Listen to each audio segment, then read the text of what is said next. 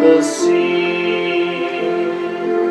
Love, pure love, that's the one thing. There is but one fairy.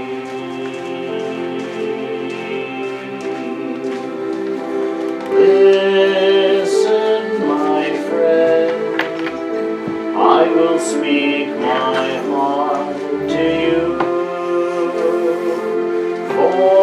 Formulas of worship, science, philosophy, these are delusions. This I have seen. Love, pure love, that's the one thing. There is but one fairy. Born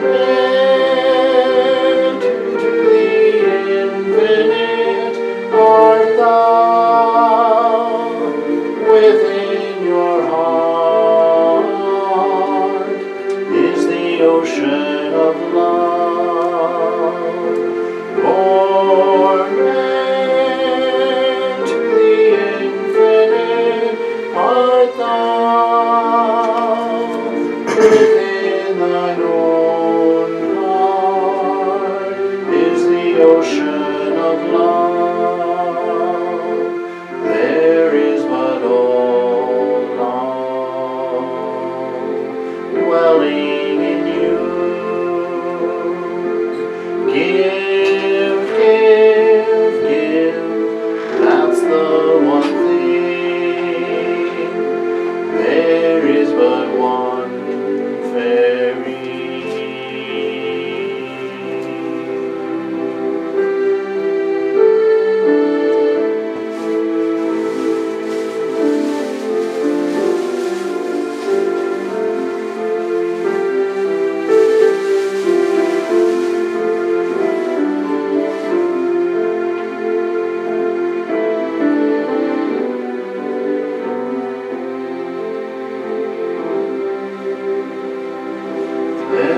Everywhere is the same God.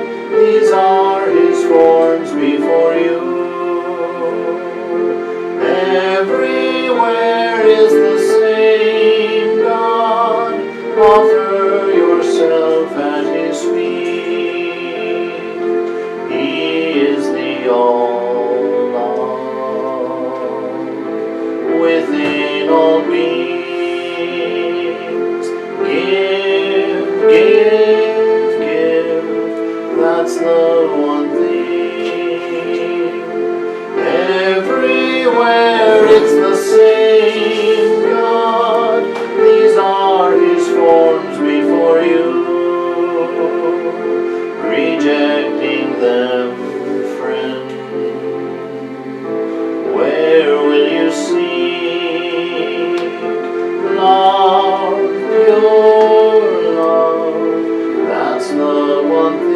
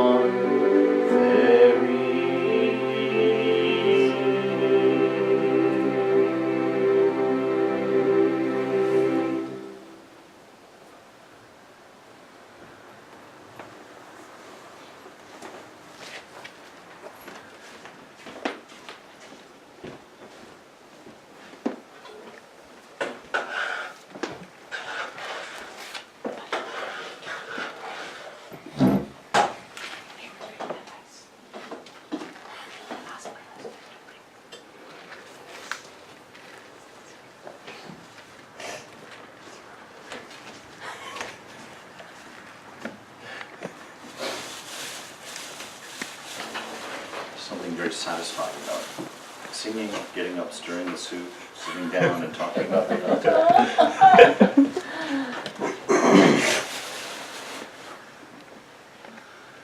Makes you feel like Mother is just right here, taking care of us. The room is beautiful.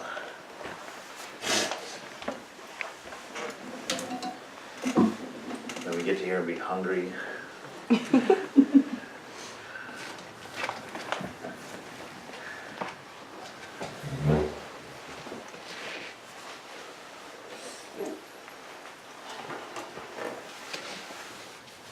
Oh boy.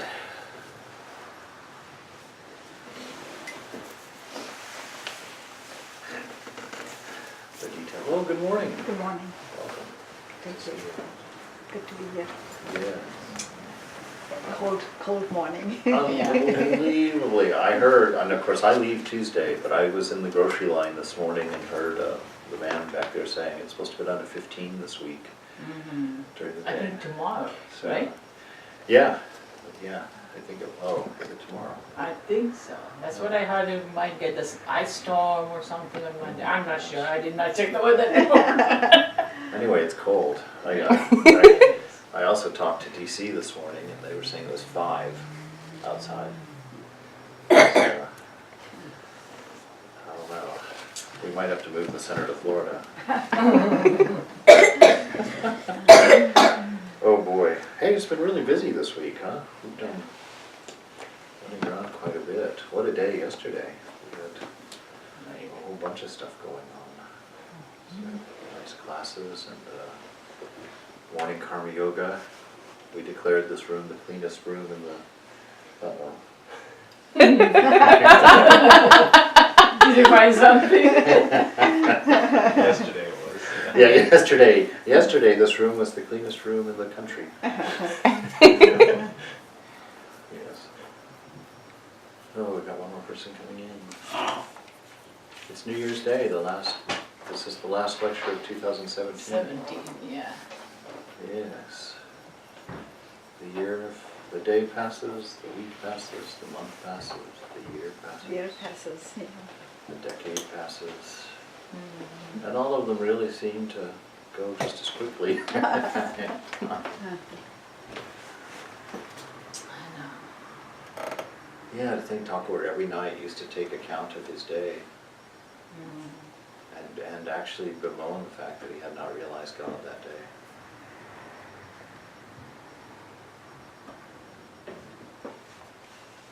Yeah, it is troublesome. We just seem to coast along.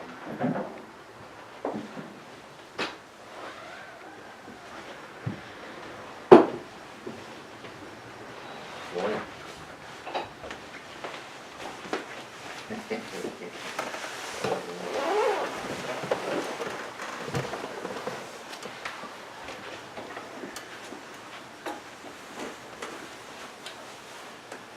All right. Welcome. Hopefully it won't bore you to tears this morning. This morning, the lecture, there wasn't going to be a lecture actually today until I got here last week, and then we thought, no, it's Sunday morning, I could not have a lecture Sunday morning. So Usha wanted a title on the spot, so I was like, Through the Looking Glass. And after I blurted it out and she had sent out the email, I thought, what is that? What are you going to talk about? So I did something kind of interesting actually. I did a search on the word reflections in Sri Nisargadatta's work and in Vivekananda's work and in the Gospel, and found some really beautiful things actually, some really cool things. So maybe Mother was up to her tricks and fun. So what did you put it in the search? Just reflection? Nope. Yeah, just reflection was the only word I searched for. But I should show you a Google trick, because there's a website, ramakrishnavivekananda.info, that has all of our, not all of it, but a good chunk of our literature up there. And so you can do, I'll tell you if you want to remember, you type your search string, whatever it is you're going to search, and then you do space, and then you type site, S-I-T-E, : ramakrishnavivekananda.info, and it will only search that site for those words. And so the Gospel of Holy Mother is there, the Great Master is there, the Complete Works are there, the Gospel of Ramakrishna is there. And so you get to search all of those things at the same time, and it puts them all up on the screen, which is a great way to study. It really is a great way to study and to find out what's actually in our literature.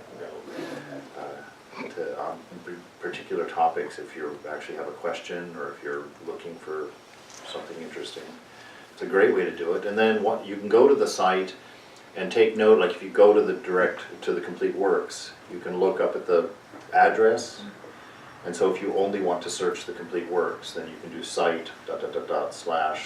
Complete Works or CW or something like that. Or if you just want to search the Gospel, the name of the site /Gospel. So you can search individual works if you want to. So it's a real fun tool. They're very enlightening, and it's a nice way to get a company or a familiar with, to get, what's that word I was looking for? Not accustomed, but acquainted with. To get acquainted with things that you might not read. It takes a long time to read through the Complete Works. And after you've gone through, the chances are you won't remember everything in the previous 8 volumes that you read. So it's a good way to keep things fresh. Like I found a wonderful guided meditation in Raja Yoga, notes on Raja Yoga, and we'll do that at the end this morning. And I was very excited actually, because one of the students at the University of Michigan, where I go when I'm sometimes not here, I knew you would do it. I knew it. Oh, wonderful. Good morning, Cody. And he was talking this morning, they're starting a new campus group there. And I was out there for a week, I guess 2 months ago or so, sort of helping them to organize and get that thing together. And he's going to be leading a group on meditation. And they wanted something that was very beginner-oriented and very not God-oriented, and very, very nice introduction. So we found that, and so we were talking about that this morning. So how one thing leads to another. You know, you start learning things, and then in my worldview, I don't know, it might be a little simplistic and sentimental, but in my view, you learn things, and then Mother uses it. Shows you something, and then boom, you suddenly run into really good opportunities for it. And then you learn something else, and the same thing happens, and it seems to happen again and again. And that's the part of paying attention to life that's very helpful to faith, because you start noticing things like that, whereas normally you're just bumbling along in life, just kind of letting it all crash over you as it does. But when you run into the scriptures and you start seeing that all of this really is a manifestation, that it's not a random thing, that it's a manifestation and it's a presentation, and that your life is not a random series of events, or not even just your own karmas, but it's actually an interaction between you and the divine, the beloved. And that has made life much more enjoyable for me. It opens up the heart to learning from tough circumstances and from growing through difficult times and not being broken, not being overcome by the challenges that come to us, and giving it a sense of purpose. And there's lots of pessimistic folks who would want to say that that's a childish or a simplistic view of life, and I'm not going to argue. But it works, and it has grown more and more real and experiential as we go on. So I present that to you. And this lecture this morning really seems to be a direct product of that. We went from having no lecture to blurting out a strange title to coming up with something that I really grew from. I don't think there's a whole lot in here that we haven't discussed before, but I think there's some new angles that might be helpful. So let me start I haven't done it in a while, I sort of gave up the habit of the 3 most important things. I don't know that I should. So to remind us, what are the 3 most important things in spiritual life. If we walk out of here, forget everything, just remember these three things and you'll be all right. The first one, according to Sri Ramakrishna, is earnestness and sincerity. You're earnest about things that you choose to do in your free time. That's what earnestness means. So if you want to be an earnest spiritual seeker, that's the thing you gravitate towards. That's the thing your mind tends toward. And so that earnestness is very necessary. And then the sincerity, like you really do want to do this.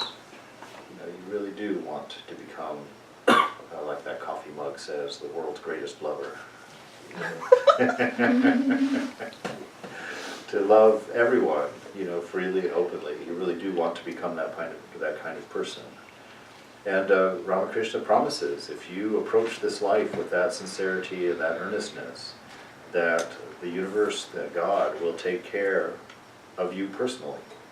That He'll make sure that you get the right places, the right lessons, the right teachers, the right experiences to move you forward according to that. And the second one, of course, is from Jesus when He was directly asked, what's the most important teaching in all the scriptures? And He says, the most important one is to love the Lord your God with all of your heart, soul, mind, and strength. To love for its own sake. That's the most important aspect in life, to fall in love with love, to try and manifest it everywhere that you are, to try and build habits that let it manifest, try to build relationships that let it manifest, try to work in a way at the office that lets it manifest. So to love the Lord your God with all of your heart, soul, mind, and strength. And He says the second one is like it, to love your neighbor as you love yourself. Love the person next to you in the same way. So if you get nothing else from the scriptures, you get that. And then the last one would come back to Ramakrishna when he was sitting on the banks of the Ganges trying to overcome the pairs of opposites. He says that this life we spend all of our time bouncing back and forth between the opposites, happy, sad, hungry, full, fat, skinny, tired, awake. In all of these cycles, and if you just get caught up in these cycles, you just get lost in them. And so he's trying to throw them away to find that equanimity of love that's in the middle of all of it. And one of the things he tried to throw away was truth. He said, Mother, here, take your truth and take your untruth. And he wanted to say, give me only pure love for you. But when he said, here, Mother, take your truth, he said that she wouldn't let him finish that statement. And he understood that truth is fundamental to our spiritual path, to growing as a human being. And of course, truth has many implications. It's telling the truth, obviously. That's simple. Well, it should be simple. And then the second one, though, that's a little bit more difficult and actually might take a lifetime to accomplish, is that inner integrity. Truth is that alignment between what you think, what you say, and what you do. And those three things should always be in unison. Because that's what prevents us from hypocrisy and from being a duplicitous person, untrustworthy. So Thakur says that actually in this age, that the primary sadhana, the primary spiritual practice of this age is truthfulness. And boy, can we see that. So, all right, and with that, off to Hafiz. Here he is, an invitation for us this morning. Leave the familiar for a while. Let your senses and your bodies stretch out like a welcomed season onto the meadows and the shores and the hills. Open up to the roof. Make a new watermark on your excitement and your love. Like a blooming night flower, bestow your vital fragrance of happiness and giving upon our intimate assembly. Change rooms in your mind for a day. All the hemispheres in existence lie beside an equator in your heart. Greet yourself in your 1,000 other forms as you mount the hidden tide and travel back home. All the hemispheres in heaven are sitting around a fire chatting while stitching themselves together into the great circle that exists inside of you.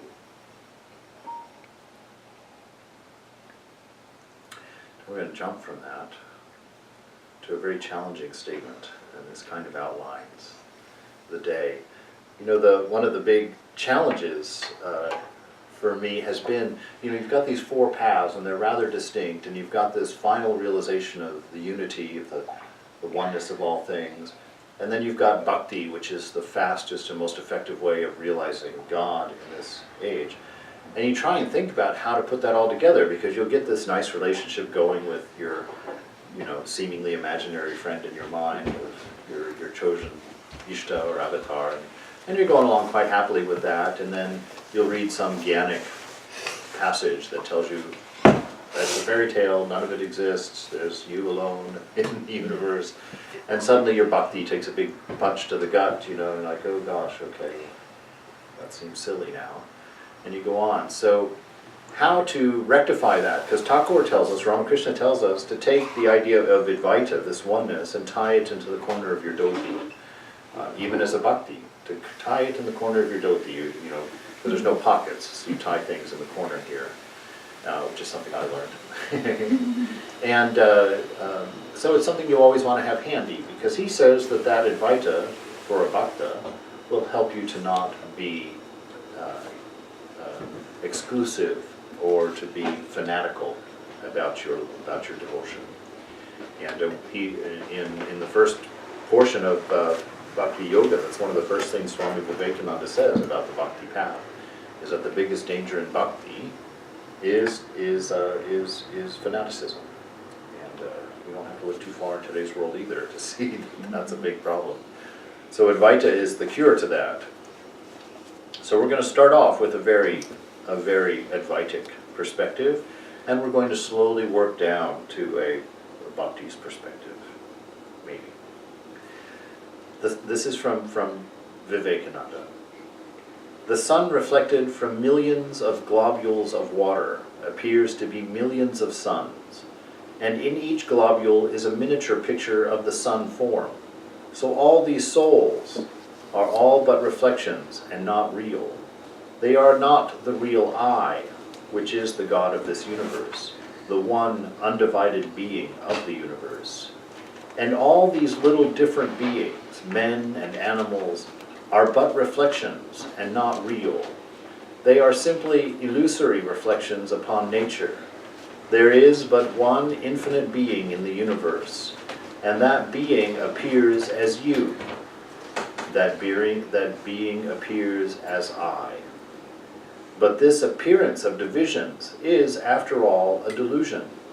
He has not been divided, but only appears to be divided. This apparent division is caused by looking at God through the network of time, space, and causation. That was one of the big arguments that Kant, that Western philosopher, puts forward. Is time, space, and causation in the mind, or is the mind in time, space, and causation? And he puts forward that time, space, and causation is in fact in the mind. That it's because of our mind alone that we break things into time, space, and causation. So that's a fun one to think about for a while. That the world appears this way purely because of the tool you're using to look through it at. Sri Nisargadatta builds on this idea. He says, the person is merely the result of a misunderstanding. So your wonderful personality and character and sense of humor and set of memories and life are just a result of a misunderstanding. In reality, there is no such thing. Feelings, thoughts, and actions race before the watcher in an endless succession, leaving traces in the brain and creating an illusion of continuity. A reflection of the watcher in the mind creates the sense of I, and the person acquires an apparently independent existence. In reality, there is no person, only the watcher, identifying himself with the I and the mine. That's a rather striking statement, because certainly it's not our experience, is it? I mean, certainly not my experience as I sit here talking to a room of me, as it were. I see clearly each one of you, because I judge each one of you based on what I have learned myself to be. So if I'm identified with mind and identified with the body, I assume that you are a mind and a body also. And so when I look around the room, I see minds and bodies. And that's the way that is. You know, if I'm looking through a time-space causation machine, all of you look like you're in time, space, and causation, and I interpret everything you do accordingly and think of it in that way. And the mind will even make up stories to explain things that happen that aren't within that framework. You know, that there's actually a whole section of the brain, I read this in an article, a Science magazine article, that there's actually a segment of the brain that its only job is to sustain the narrative of the ego, of the self, the lower S self. That there's a section of the mind that will constantly adjust the settings so that the continuity of you being a person in charge of your own life is maintained. So that's why my favorite thing is that idea of plans, you know, because, well, first of all, I mean, every time I look at myself, I'm always reminded, I'm like, well, my plan didn't happen. You know, when I was in high school, I thought I was going to be a famous rock and roll singer. You know, when I was in college, I thought for a little while I was going to be a big actor. And then I ended up in seminary, you know, and then I ended up not in seminary. And then suddenly here I am. In inexplicable circumstances. And yet the mind constantly wants to make a plan, constantly wants to assert the fact that you made it happen somehow, that this is yours. You know, and the easier way I talk about that is your Friday night plans. You know, your initial plan was to go to the movie with John, and when Friday night comes, you end up at Caro's restaurant with Cindy, Alice, and Peter. You know, you're like, but if someone says, oh, did you have any plans for tonight? Oh yeah, I'm going to Caro's with Cindy, Peter, and whoever. When in fact that wasn't your plan. You know, your plan was completely different. But this section of your mind completely constantly changes so that you always think that your life is the outcome of your plans and your ideas when it can't be. So the process of discrimination is kind of looking at that, understanding your life and seeing the fact that this I that drives this apparent vehicle is not wholly true. It plays along, and we keep that perspective going because what else are we going to do? I mean, how do you function in a world of unity? You know, look at Thakur, and the mother takes full care of you. It's very hard to carry on that way. So that's why we're bhaktas. That's why we're bhaktas. So you've got this self inside, which is common to all of us, the watcher. Before personality, before thoughts, before ideas, is the watcher. The person in you that's listening to your ears, looking through your eyes, feeling your feelings, thinking your thoughts, witnessing your thoughts. That's just this watcher. And this watcher is one. There's not many of them in this room, there's only one. And he's just using many minds, many perspectives on this current situation. In the immensity of consciousness, a light appears, a tiny point that moves rapidly and traces shapes, thoughts and feelings, concepts and ideas like the pen writing on paper. And the ink that leaves a trace is memory. You are that tiny point, and by your movements the world is ever recreated. Stop moving, and there will be no world. Look within, and you will find that the point of light is the reflection of the immensity of light in the body as the sense I am. There is only light. Everything else simply appears. So you are an infinite light, a point of that light. You know, each one of us, like a pen tip, and our life is that point of light. You know, being drawn through this experience, being drawn through Brahman, and leaving a trace of memory that we identify with and claim as ourselves. We follow that through. He says, look within. So go within, find that point of light. You know, one of the things, if you're initiated and you're doing mantra meditation, one of the best ways to do this search is to try and find, once you get the habit of the mantra running in the mind so that it kind of goes off on its own, you know, continuity without you having to really think about it, kind of separate from it, look at it as a thing happening in the mind, and try and find the source. Where is that thought coming from? Where is that mantra being initiated? Where is it? Because the scriptures say that that mantra is God. You know, and Thakur says to use it like a chain. You know, if you're swimming in the river and you want to get from the boat to the shore, you just grab the chain tying it to the dock, follow that chain one link at a time, one mantra at a time, and it'll take you to the shore. So use your meditation in that way to explore your own mind, explore your own sense of being. Catch hold of that mantra and follow it. See what you can find below it. Nisargadatta says, there are levels in consciousness, but not in awareness. Two different things, okay? It is of one block, homogeneous, okay? So awareness is just one block.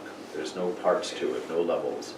Its reflection in the mind is love and understanding. So that's your fundamental characteristic, that Swami stated a different way. That this reflection of awareness in your mind is love and understanding. So when you experience love, experience understanding, you're experiencing purity. That's what the pure mind experiences. There are levels of clarity in understanding and in intensity in love, but not in their source, which is important. Your source is unchanging. This point of light that you are is always bright, always intense.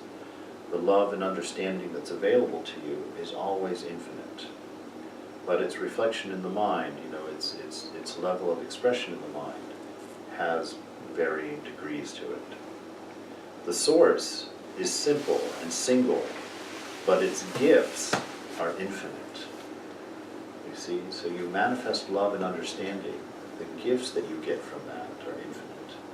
Your relationships, your children, your loves, your pleasures, your enjoyments, your satisfactions.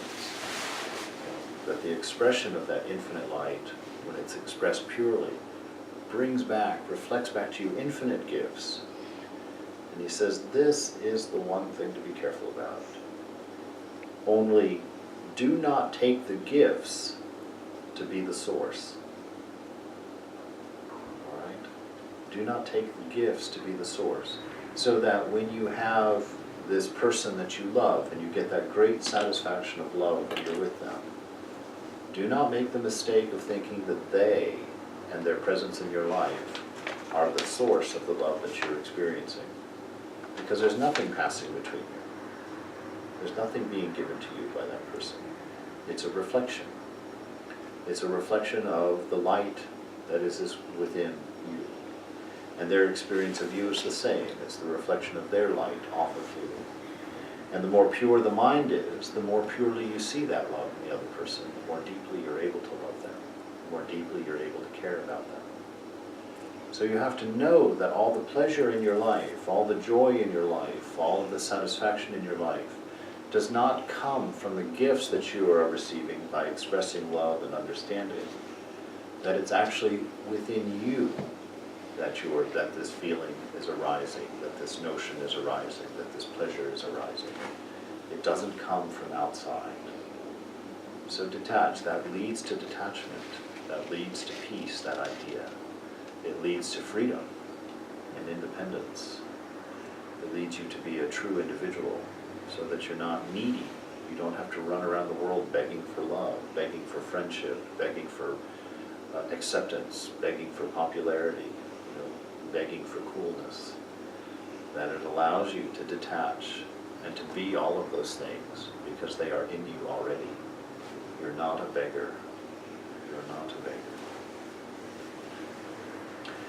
He says, when you look out at this reflection that you're experiencing, these sets of gifts that are coming forward, he says, when the content is viewed without likes and dislikes, the consciousness of it is awareness. All right? So this awareness comes by practicing that equanimity of mind. Look out and understand that all of this is a gift. Understand that every part of it is a gift. The good part and the bad part, the hard part, the easy part. All of it is a gift. and understand that your true nature is consciousness, yes, but consciousness is limited awareness. Well, that doesn't work. But we're going to look at it that way. We're going to hold that as a working principle. Yeah. So God, he kind of paints consciousness as this levels of awareness as reflection, or the reflection of awareness. So he's saying that if you do it without likes and dislikes, that will allow it to be its whole, to express as its whole. So that you don't, I can't say that, I can't use that example. If you are, I'm going to say it. Last night I went to, forgive me for this ahead of time if anybody's bothered by this. Last night I was invited over to someone's house for a lovely dinner and a discussion and an arati and whatnot. And the first thing was served was this punch. It's an Indian punch that's made with black salt and blah, blah, blah, blah, blah. And I've had it before. And, I don't want to be a person subject to likes and dislikes, but I am, and I don't care for it. I don't care for it at all. And last night a full cup of it was offered to me. And there was that moment of, wanting to be a Swami and also wanting to be honest. Because the last time that cup was offered to me, I took it and I drank the whole thing, and it was a real endeavor.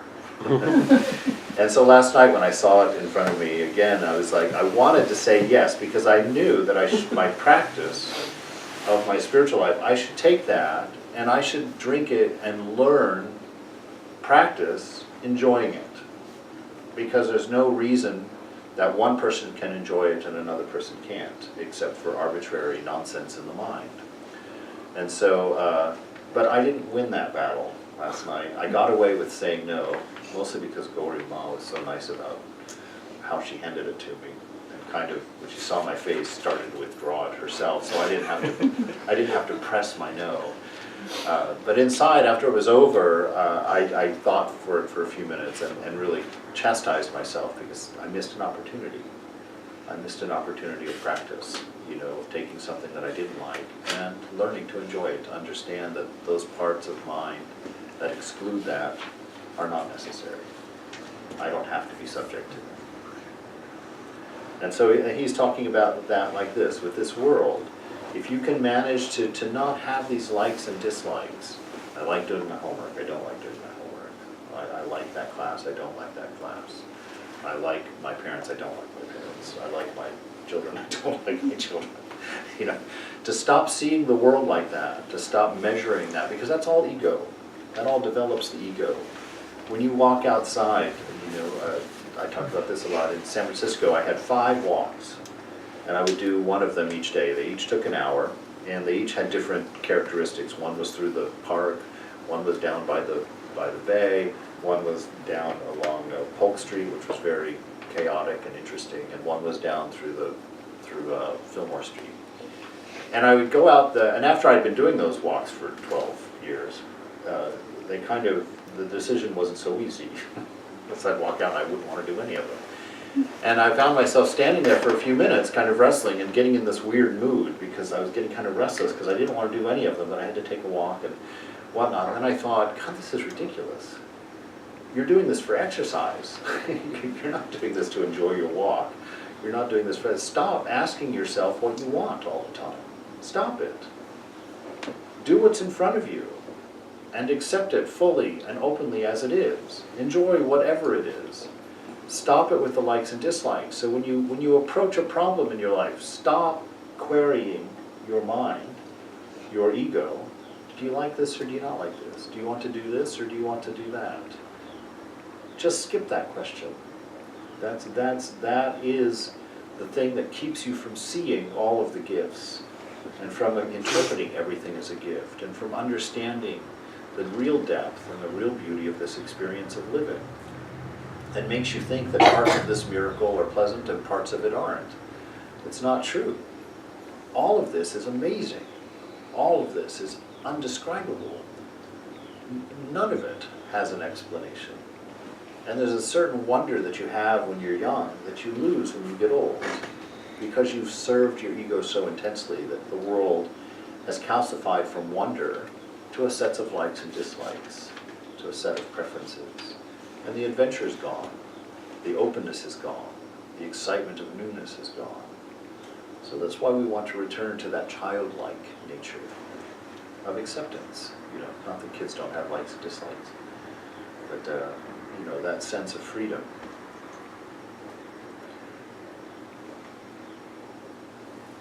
When the content is viewed without likes and dislikes, the consciousness of it is awareness. But still there is a difference between awareness as reflected in consciousness and pure awareness, which is beyond consciousness. Reflected awareness, the sense of I am aware, is the witness, while pure awareness is the essence of reality. Reflection of the sun in a drop of water is the reflection of the sun, no doubt, but not the sun itself. Between awareness reflected in consciousness as the witness and pure awareness, there is a gap, which the mind cannot cross. Right? So it's the mind that binds us into this singular expression, this sense of I am. And our life is the reflection of this I am. Everything is interpreted. Now that I am doesn't have a subject attached to it. It's existence itself. The reflection of that in this mind is the individuality. I am this body. I am Swami C. I am tired. I am old. I am angry. I am whatever. All of those things. But they are not what you are. You are the I am. And part of our practice is to separate that attachment, that we keep attaching to this sense of I am. That's the practice of presence, the practice of the presence of God, the practice of mindfulness, the practice of being in this moment now, be here now, that famous book. You know, that's this whole notion of existing and not having that existence full of preference and projections of ego, but taking it all in as it is, as God, as self, as beautiful, as beneficial, as rich, as delightful, and letting all of the gifts be gifts, and not being happy that you got a backpack and sad that you got a mixing bowl for Christmas. There is no such thing as the experience of the real. The real is beyond experience. All experience is in the mind. So this is that practice of understanding that if it's changing, it's not real. You know, that if it's not staying the same, then it's not real. You have to go and find that part of you that isn't changing, and learn to identify with that part. And we mentioned this yesterday. Vivekananda yesterday, we ran into this idea. So you have to identify with that place that comes before mind, your source of love, your source of understanding, your source of intelligence, your source of existence, before it becomes particularized by a mind, before it gets prismed through your mind, you know, through this body. He says, you know the real by being the real. The real is not something you're going to observe, because your face can't be seen by you. So you're not going to discover God. You're not going to discover reality. You're not going to discover truth, because you are those things. So you exist with a face that you'll never see. You'll see its reflection as many times as you want. But that reflection is always, interestingly enough, is always inverted. It's always 180 degrees inaccurate. When people look at you, they don't see the same face you see in a mirror. They see it inverted, flipped. And so you always, in Maya is like that too. Tagore says it's one of the truths about Maya is that it inverts. That which seems real is unreal. That which seems good, pleasant is not. That which seems wise isn't. That your reflection in Maya, just like your reflection in the mirror, is flipped 180 degrees. So we get to see that.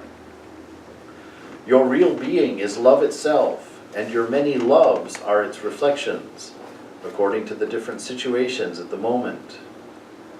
We say that it is freedom that we seek, and that freedom is God. It is the same happiness as in everything else, but when man seeks it in something which is finite, he gets only a spark of it. The thief, when he steals, gets the same happiness as the man who finds it in God, but the thief gets only a little spark with a mass of misery. The real happiness is God. Love is God. Freedom is God. This infinite source within you. You see what he's saying? If you do make that mistake that was mentioned earlier of identifying the gifts of this life with the source of the gifts with the gifts themselves, that's exactly what's happening, in your mind when this comes around. That you become a thief. And there's a scripture in the Upanishads that says that enjoyment in this world is robbery of the gods, thievery from the gods, that we steal from the gods. Now, when I read that, I was like, oh, whatever.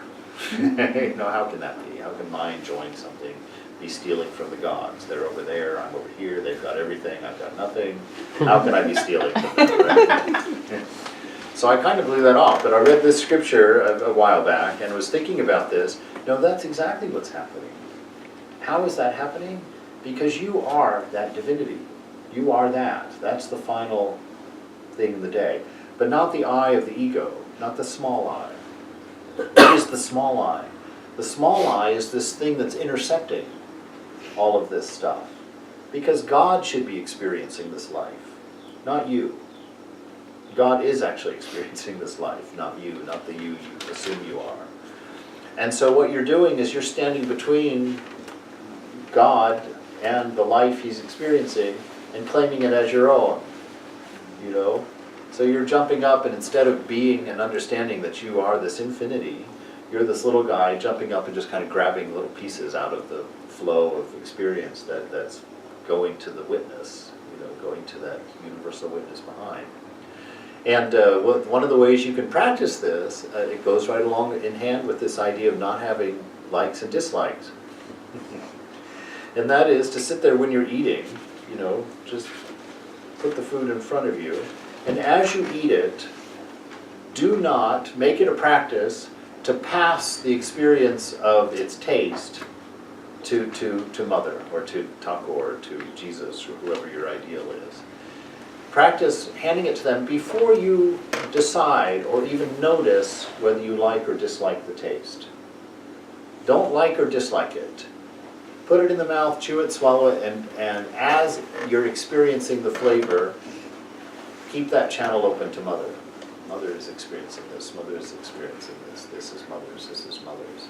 You don't make a decision about it. You don't make an opinion about it. You don't form an idea about it. You let it pass through you directly to the gods. Don't steal their enjoyment or their food or their experience. And through that, you come to understand that this little you that's been jumping up like a groundhog on Groundhog Day, and going back down, isn't real. And then you can enjoy this world as God enjoys this world, deeply and infinitely, with just a freedom of experiencing a wonder that's beyond mind, that's beyond our small self. And so you try and make that practice in everything. You try and hand everything off directly to Mother. And then through that practice you begin to understand that this manifestation of Mother is what you are. You're not an ego who has opinions about everything else. You're a conduit of the expression of pure love, pure light, pure understanding, pure giving. And so you learn to pass those things off by constant awareness, by the constant practice of being present and not forgetting, being ever mindful of your nature. don't forget that the gifts are not the source of the joy that they're bringing, that they are reflections of this eternal principle in you. Not one is better than the other. All of them are divinity itself. So instead of stealing the joy and the preferences caused by ego, pass them straight through to the self as your continual offering of life, your continual offering, your continual self-sacrifice, which is what was depicted in the whole story of the cross, the crucifixion of Jesus. Giving up that lower sense of self completely to merge with the beloved. Giving up any independent identity that's separate from God, that's separate from Satchidananda, and learning to see everyone as God sees everyone. We all like to think we're God's favorites. Is that not the case? And so we should treat everybody in a way that everybody thinks they are our favorite. That everybody thinks that they are our best friend. And because that source is infinite within us, they can be. Everybody can be your best friend. It's an ideal. It's a long shot. But it is possible. We've seen a handful of people in history accomplish it, open up to that level, to that degree. And that's what we're trying to learn to do. Gauri shared with me a wonderful story yesterday about Holy Mother was handing out food, fish, to the devotees for prasad. And it was said that all of the devotees thought she had given them the biggest piece. And so that's the nature that we're trying to discover. When we think about losing ourselves, we think that we're losing something. When we think that we don't exist, we're thinking, that's depressing, I don't exist. But the fact is that you exist bigger and richer and more colorful than this small sense of self. Experience your life. Imagine what your life would be in one day where you manage to love everyone selflessly. Imagine what your Christmas is going to look like that year. When everybody thinks about, well, what am I going to get such and such for Christmas? Oh, they are so nice to me. They love you so much. This is a really weird way of looking at it. But that experience of life will radically change. So by giving up this lower self, giving up this ego, giving up its wants, its likes, its dislikes, even though at first it seems like a huge loss, what it opens to you is an infinite possibility of life, an infinite fulfillment, an infinite flow of love. When I was reading, we were reading yesterday afternoon about Holy Mother and her life. And her life was filled with such love. I mean, she, of course, we always look at her because she just gave and gave and gave and gave and just never thought anything different about that. But when you look at it from a little different perspective, kind of remove her out of the picture, and look how everybody treated her, the reverence that they had for her, the love that they had for her.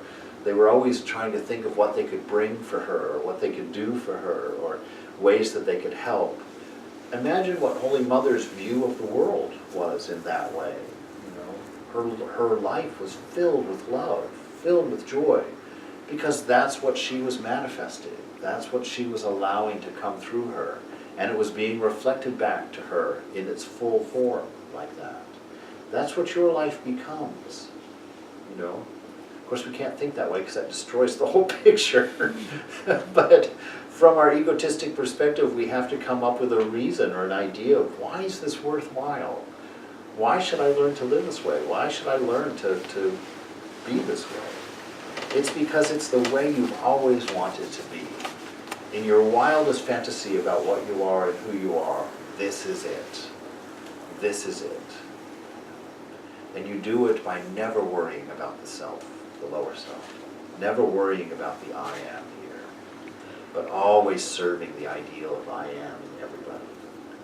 Always looking to give to that. Always looking to care for that, to nurture that. As soon as you try, if you approach a relationship, like when I tell people who are thinking about getting married, on the few occasions that they've asked my opinion, I've told them, I said, if you're going into this relationship to get something, it's doomed. If you're going into this relationship to give something, then alone will it last. If you collect your friends to serve you because you need them and like them, those relationships will not go very far. They won't mean very much. But if you go into a relationship with an idea of how can I give? How can I care? How can I learn more about giving with this experience? That relationship is going to end up going to end up deep. But it takes a lot of work to maintain that perspective.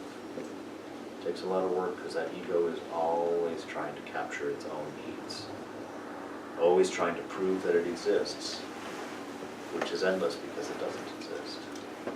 It isn't real. So it will spend its entire existence trying to prove its existence, which is why you're always hungry if you live in the ego. You always need a vacation. You always need a raise. You always need a better job. You always need a more interesting life. You'll always need a more caring partner. You always need more appreciative kids. All of those things, it's endless. It's endless. So that's why we're running after these things. That's what we're hoping to find. Yoga is the science by which we stop the chitta from assuming or becoming transformed into several faculties. As the reflection of the moon on the sea is broken or blurred by the waves, so is the reflection of the Atman, the true self, broken by mental waves.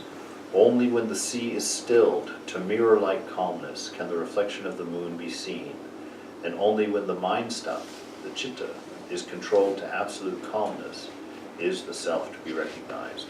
Now don't get nervous, that's through the practice of Raja Yoga. We don't, as bhaktas, we don't have to calm it quite to that level to see it. But what's interesting in this notion here is that it's in the nature of God, seemingly, to become the many, right?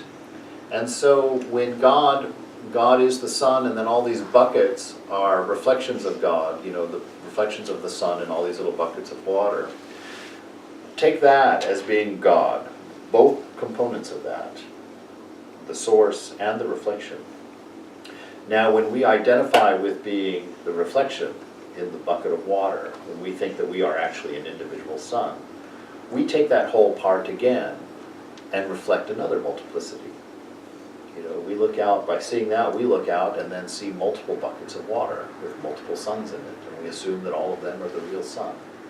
So you see, God isn't just the source and we're the reflection. That is true. But God is the entirety of that picture.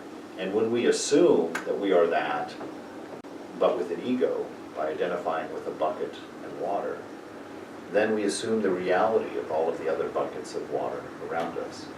So you see, that's where the microcosm and the macrocosm are the same. You know, we just keep doing this infinitely, infinitely, infinitely, you know, on down the line.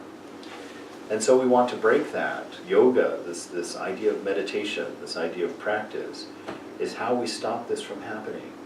You know, how do you become aware of the unchanging if you are fully identified with the changing?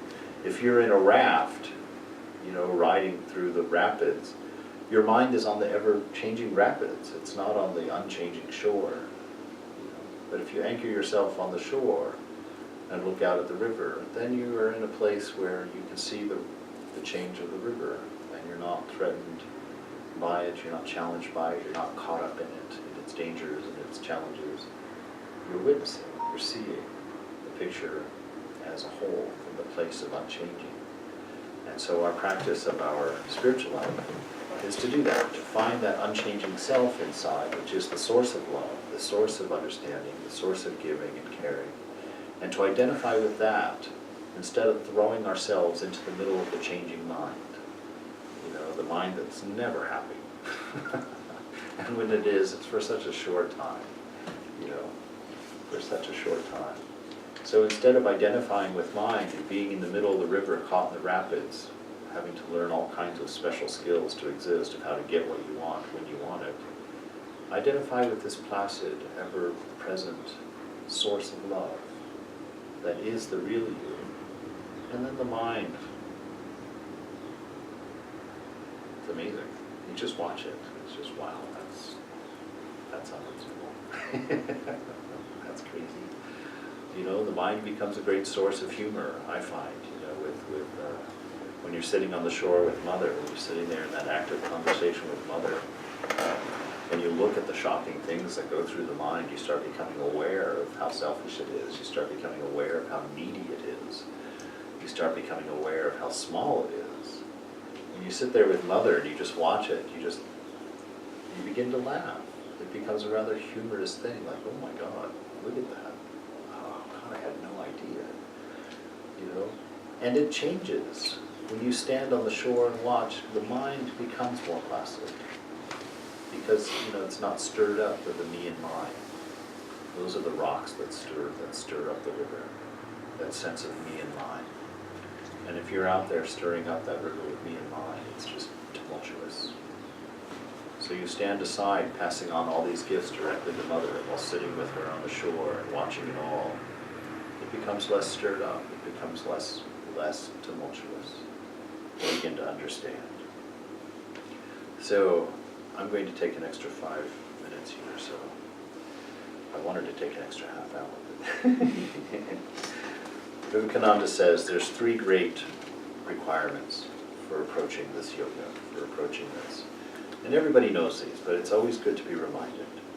He says first is purity, physical and mental. All uncleanness, all that would draw the mind down must be abandoned. So everything that draws the mind into this particular has to be abandoned. What is a pure mind? What is purity? We always associate it with sexuality. It's not. It's just sexuality is a perfect example of how destructive it can be. It's me and mine. That's impurity. So a pure mind has no me and mine in it. It is offering everything to God as it's happening.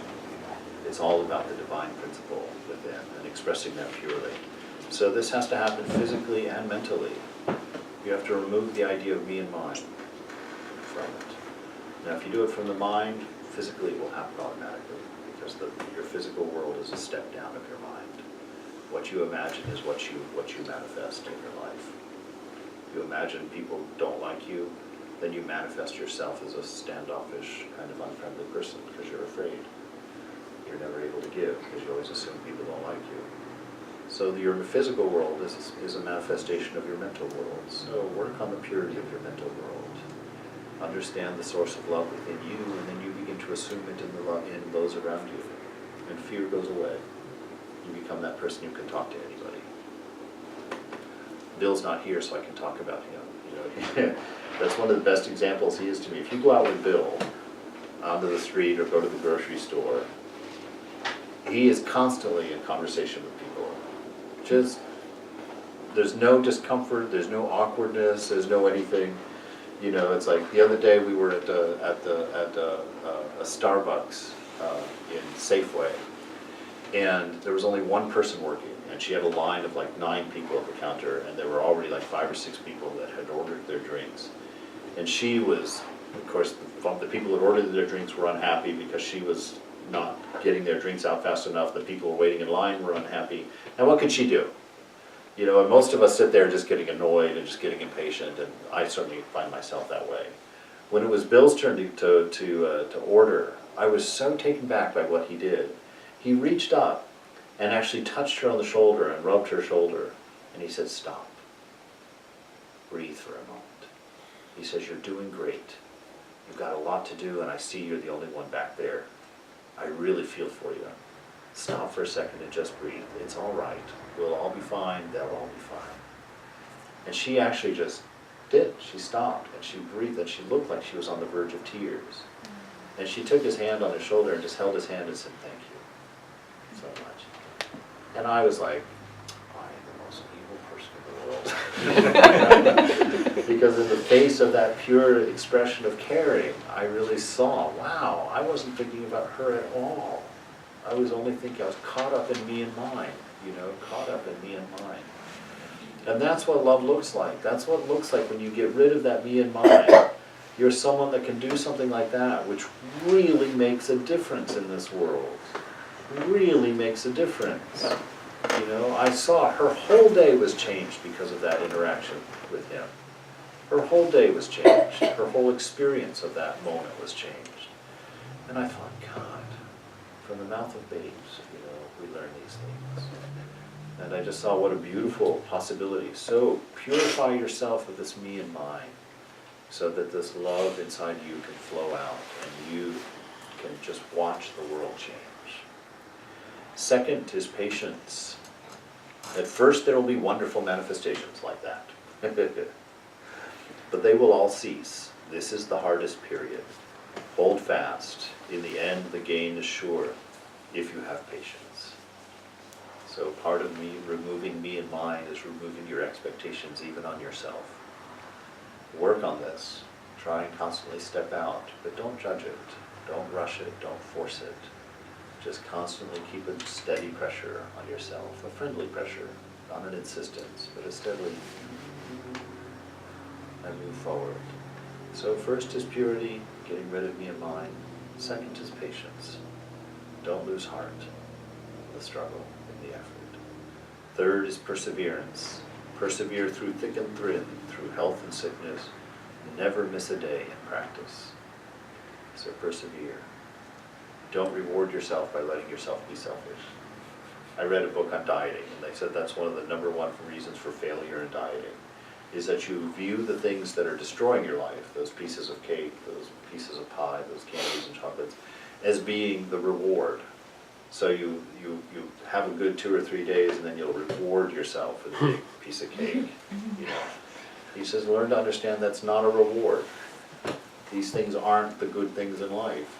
You've made a mistake in thinking them that way, or assuming them to be that way. So don't give up. You know, oh, I've done my meditations every day this week. I can sleep in this morning. You know, it's true, you can sleep in this morning, but then you're going to do it tomorrow morning too. So persevere, be constant.